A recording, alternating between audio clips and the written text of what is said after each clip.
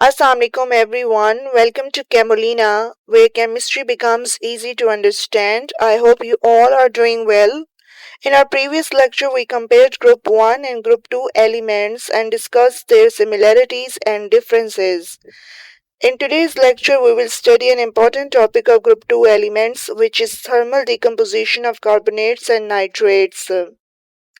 We will learn what thermal decomposition is, how Group 2 carbonates decompose on heating, how group 2 nitrates decompose, why thermal stability increases down the group, and finally we will understand the concept of polarizing power which explains these trends. So let's begin today's lecture. सबसे पहले let's understand thermal decomposition. Thermal decomposition is a chemical reaction in which one compound breaks down into two or more simpler substances when heated. In simple words, heat provide की जाती है और compound टूटकर simpler products में convert हो जाता है. ये रिएक्शन एंडोथर्मिक होता है बिकॉज हीट एब्जॉर्ब की जाती है to break the chemical bonds.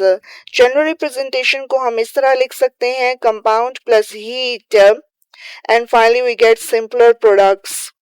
यानी जब तक हीट सप्लाई नहीं होगी डिकम्पोजिशन रिएक्शन स्टार्ट नहीं होगी. अब बात करते हैं ग्रुप 2 कार्बोनेट्स की. जब ग्रुप 2 कार्बोनेट्स को हीट किया जाता है तो ये डिकम्पोज होते हैं और मेटल ऑक्साइड और कार्बन डाइऑक्साइड गैस प्रोड्यूस करते हैं. जनरल रिएक्शन हम यूं लिख सकते हैं, मैग्नीशियम कार्बोनेट डिकम्पोज होता है तो मैग्नीशियम ऑक्साइड और कार्बन डाइऑक्साइड बनती है. इसी तरह कैल्शियम कार्बोनेट डिकम्पोज होता है तो कैल्शियम ऑक्साइड और कार्बन डाइऑक्साइड प्रोड्यूस होती है. ये रिएक्शंस इंडस्ट्री में भी काफी इंपॉर्टेंट है, स्पेशली लाइम प्रोडक्शन में. अब एक इंपॉर्टेंट ट्रेंड देखते हैं.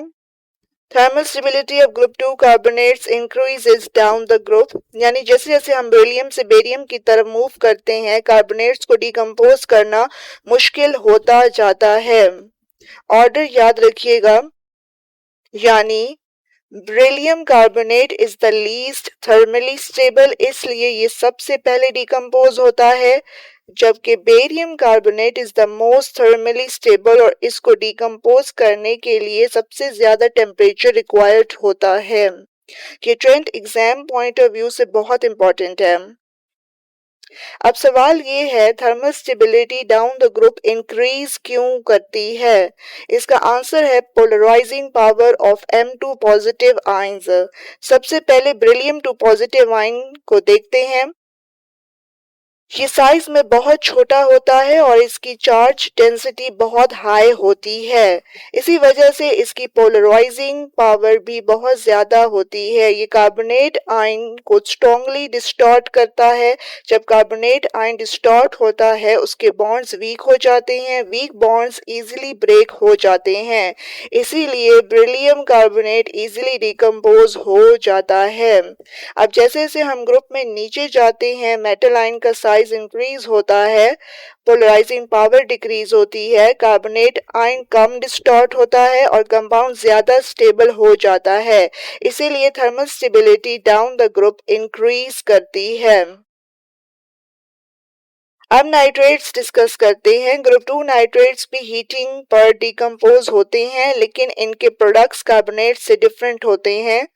जनरल रिएक्शन हम यूं लिख सकते हैं, यानी products metal oxide, nitrogen dioxide gas और ऑक्सीजन गैस है.